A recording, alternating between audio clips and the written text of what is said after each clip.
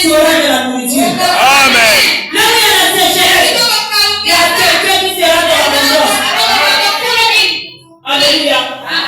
On va s'étonner de ce que les autres sont en train de souffrir.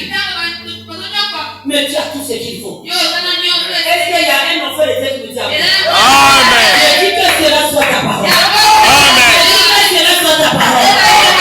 Ici, c'est le monde chez les autres. Je dois te voir à manger.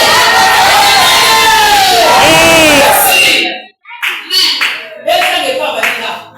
Mais pas la yoté. Et quand tu as la Baninga, mais pas la yoté. Amen. Alléluia. Dieu préserve les siens. Pendant que la sécheresse a commencé, l'Éternel descend. Part d'ici.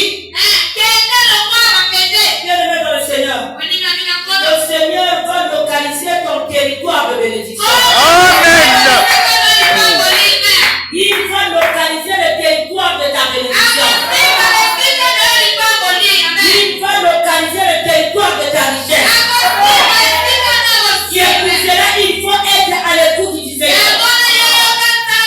Vous savez, nous échouons souvent parce que nous n'écoutons pas les Écritures. Nous ne voulons pas entrer dans la volonté de Dieu. Nous voulons prendre les voies qui sont tellement courtes. C'est pour cela, bien-aimé, que nous échouons. Alléluia. Dieu a dit, pars d'ici, dirige-toi vers l'Orient, et cache-toi près du terreau de Kéry, qui est en face du Jourdain. Bien-aimé, qu'est-ce que tu as écouté les directives du Seigneur? Est-ce que tu écoutes les directives de Dieu? Quelles sont les directives qui t'ont été adressées par le Seigneur? Et jusqu'aujourd'hui, tu trouves que c'est vraiment difficile. Comment Dieu peut dire à quelqu'un qui dit là où il y a les gens, va auprès du terreau?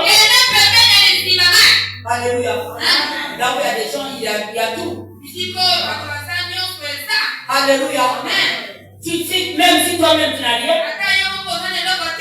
tu peux aller demander chez ton voisin. Surtout s'il y a le bon voisinage. Alléluia. Alléluia. Si tu as gardé une bonne relation avec les gens, quand tu n'as rien, tu peux demander à eux. Alléluia. Mais ici la Bible nous dit, il demande à Élisée de quitter là où il était. Ça veut dire dans son pays, dans sa ville. Il dit sors, prends la direction, qui t'aura de Kéry. Qu'est-ce que Dieu t'avait donné? Qu'est-ce que Dieu t'avait parlé plus tôt? En ce qui concerne ta bénédiction, en ce qui concerne ta destinée, tu as une révélation, tu as une parole, tu as reçu une prophétie qui devrait s'accomplir. Mais tu as abandonné les directives du Seigneur, tu es allé ailleurs. Alléluia. Et jusqu'aujourd'hui, les choses ne peuvent pas marcher parce que tu as voulu prendre tes propres pouvoirs.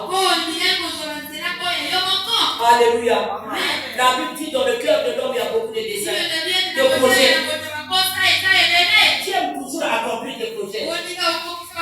Mais qu'en est-il des désirs de Dieu dans ta vie? Les objectifs de Dieu dans ta vie, les objectifs éternels, les promesses de Dieu. Qu'en est-il de cela? Qu'est-ce que le Seigneur t'a dit? Qu'est-ce que le Seigneur t'a promis? Ça, ce n'est plus dans ta tête. Dieu est en train de prendre les autres directions. Alléluia. Est-ce que quelqu'un peut mettre la main? Alléluia. Bien-aimé, dans le cœur de l'homme, il y a beaucoup de projets. Mais seul les désirs de l'Éternel s'accomplissent. Si elle se fait, le Seigneur veut que tu sois. Tu es ce que le Seigneur veut que tu sois. Alléluia.